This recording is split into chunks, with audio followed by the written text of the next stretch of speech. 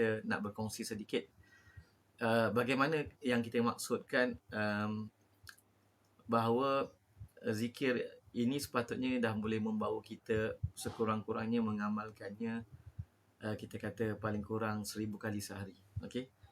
Contohnya kalau kita tengok zikir yang kedua ni kan, tasbih, tahmid dan takbir. Okey. Kita kata subhanallah, alhamdulillah dan Allahu akbar. Ya, kita dah tengok riwayat dia ada 10 10 10. Ada 33 33 34, ada 33 33 33, ada 25 25 25 25.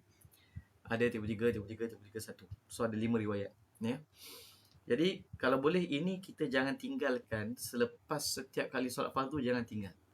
So kalau kita kata selepas subuh 100. Okey. Selepas zuhur 100.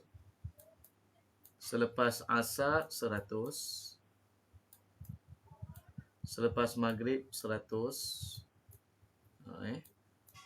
Kemudian selepas isyak 100. Jadi kat sini je dah 500. Mana 500 yang lain lagi? Okey. Zikir yang sama juga kita amalkan sebelum tidur. Okey. Dan kita dah tengok juga 100. Okey. Jadi kalau kita dah amalkan zikir yang kita kata subhanallah 33, alhamdulillah 33, Allahu akbar 34 atau 33, lepas tu tambah satu tahlil la ilaha illallah wahdahu la syarikalah, lahul mulku wa lahul hamdu, yuhyi wa yumiitu wa huwa ala kulli syai'in qadir, ataupun tanpa yuhyi wa yumiit tak ada masalah. Kalau kita amalkan lepas 5 solat fardu dan kita amalkan sebelum tidur, maka ni dah 600. Dah 600 zikir lah kita buat. Kita nak target 1000 ni. Kemudian zikir hauqalah, la haula wala quwata illa billah, kita buatlah 100. Buatlah pada waktu malam ke ataupun pada waktu pagi ke, buat 100, dah 700.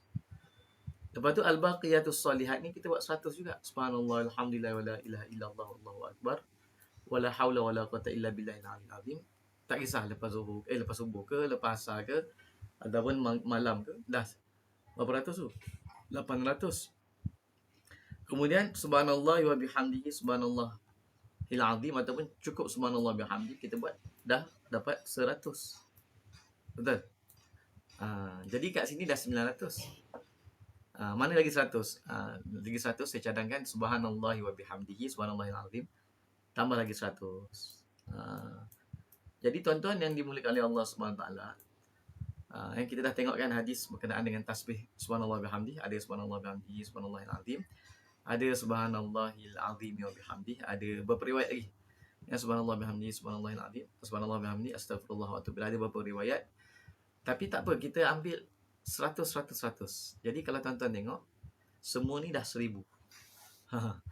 Lepas subuh 100, lepas zuhur 100, lepas asar 100, lepas maghrib 100, lepas isyak 100, 500, sebelum tidur 100, 600, hauqalah la haula wala quwata illa billah 100, subhanallah bihamdi subhanallah alhamdulillah wala ilaha illallah wallahu akbar 100, subhanallah wa bihamdi 100, subhanallahil azim subhanallah bihamdi subhanallahil azim 100. Jadi kita amalkan yang ini saja bermakna insya-Allah wirid harian kita 1000.